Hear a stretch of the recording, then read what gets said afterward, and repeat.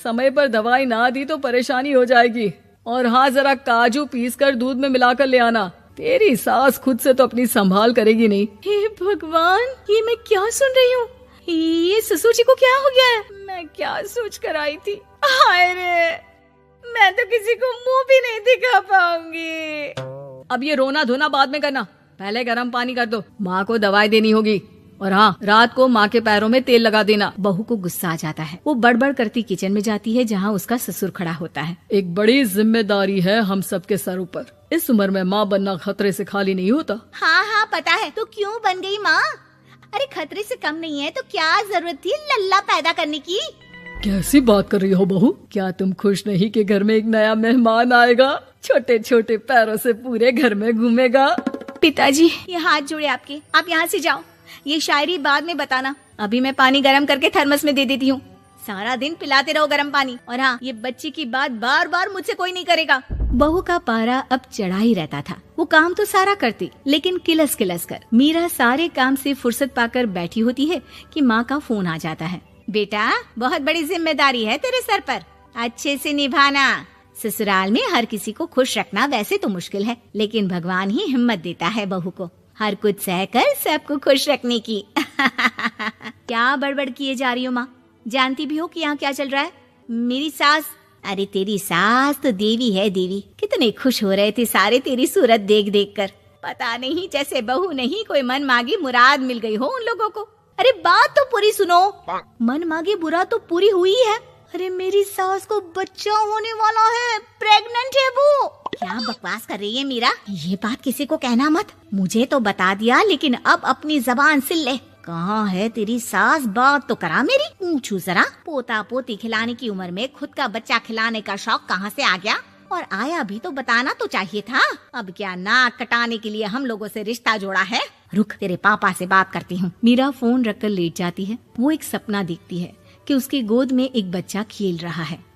भाभी की गोद में कितना खुश दिख रहा है ना? लग ही नहीं रहा कि भाभी है। मैं तेरे लिए क्या लाया हूँ, सोने की बालियाँ। तेरी शादी में तो मैं बुढ़ा हो जाऊंगा ना। अरे कैसी बात कर रहा है बेटा, इसकी जिम्मेदारी तो तू ही लेगा। हम लोगों का तो कोई भरोसा नहीं, कब ऊपर वाला उठा ले। बहू को सास को देख देख कर गुस्सा आ रहा था। तभी वहाँ पड़ोसन आ जाती है। अरे बहू, तुझसे तो पूछने से भी डर लगता है कि कब खुशखबरी सुना रही है। अब तो अपनी 1 महीने की ननद की ही जिम्मेदारी संभाल ले, बहुत है। अपने जेवर भी रख देना और पैसे भी जमा करना शुरू कर दे। वो बात आगे बढ़ाती उससे पहले ही बहू जोर से चिल्लाकर उठ जाती है। नहीं नहीं नहीं नहीं, मैं अपने जेवर किसी को नहीं दूंगी। अरे कौन ले रहा है तुम्हारे जेवर?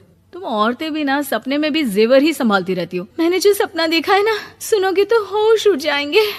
अच्छा, तुम अपना सपना बाद में बताना, पहले मेरा सुनो। कल मैंने इतना अच्छा सपना देखा कि अगर वो पूरा हो जाता है ना तो मैं तुम्हारे लिए रानी हार बनवा दूंगा। बहू अब सारे गम भूलकर पति का सपना सुनने में लग जाती है। अरे क्या सपना था बताइए ना, बोलिए भी तो, क्या सपना है? मैं पूरा कर दूंगी अगर बात रानी हार की है तो। बोलिए बोलिए। मैंने रात को सपना देखा कि माँ को बेटी हुई है और मुझे बहन। सच्ची, इस घर में बेटी हो जाए तो मैं तो झूम ही उठूं। मीरा का मुंह बन जाता है। वो चुप हो जाती है और सपने की बात याद करती है कि बेटी हुई तो उसे ही अपने गहने उसे देने होंगे। फिर तो रानी हार की जरूरत पड़ेगी ही। भाई लड़की बड़ी होगी, उसकी शादी होगी तो जेवर तो चढ़ाने ही होंगे ना, कहाँ से आएंगे वो? कितनी समझदार हो तुम मीरा। मैंने भी यही सोचकर तुम्हारे लिए रानी हार लेने का सोचा था। अरे फूटी किस्मत मेरी, जो ऐसा परिवार मिला। मेरे पापा की तो मैं अभी क्लास लगाती हूँ, जो सब जानते हुए भी ऐसे परिवार में मेरी शादी कर दी। बहू पिता को फोन लगाने ही वाली होती है कि ससुर की फिर से आवाज आती है। बहू, गरम पानी ले आ जल्दी, थर्मस में खत्म हो गया है। बाद में खबर लेती हूँ मैं पापा की, पहले सास को गर्म पानी दिया हूँ। बहू अभी किचन में काम कर ही रही थी कि मीरा के मम्मी पापा आ जाते हैं। वो हाथ में ढेर सारे फल लेकर आते हैं। मीरा के पिता मीरा के ससुर से कहते हैं, लीजिए भाई साहब, ये फल रखिए, बहन जी को खिला दीजिएगा। वैसे कैसी है उनकी तबीयत? बस पता तो है आपको, ऐसे वक्त में जो होता है बस वही सब। मुझे तो सुनकर बहुत गुस्सा आया था, लेकिन चलिए, भाग्य में जो है लिखा उसे कौन टाल सकता है। डॉक्टर को दिखाए? हाँ, बस डॉक्टर आने ही वाला है। अच्छा हुआ आप लोग भी आ गए। उतने में एक सुंदर सी लेडी डॉक्टर आती है। पेशेंट कौन है आप? अरे नहीं जी, मैं तो बहू हूँ इस घर की। मैं तो अभी सोच भी नहीं सकती पोता या पोती के बारे में, अभी तो मेरी सास ही। अरे चुप हो जाना, देख तो ले, डॉक्टर है ये, किसी के भी सामने गुस्सा फोड़ देती है। डॉक्टर कमरे में जाती है और थोड़ी देर बाद बाहर आ जाती है। पीछे से सास भी निकल आती है। हे भगवान, इतना दुख तो किसी को भी ना दे जितना मुझे दिया है। देखिए बहन जी, आप लोगों को तो ये सोचना भी नहीं चाहिए था। वही तो मैं भी कह रही थी कि आप लोगों के लिए तो सोचना भी गुनाह है, लेकिन अब पछताए होत क्या जब चिड़िया चुग गई खेत। डॉक्टर वहाँ से चली जाती है। मैं माँ नहीं बन सकती, मैं प्रेग्नेंट भी नहीं हूँ। ये कैसे? तुम तो बोल रही थी कि अरे वो गैस का दर्द था और पेट भी गैस से फूल रहा था। डॉक्टर ने चूर्ण दे दिया है, गर्म पानी से फांकना है।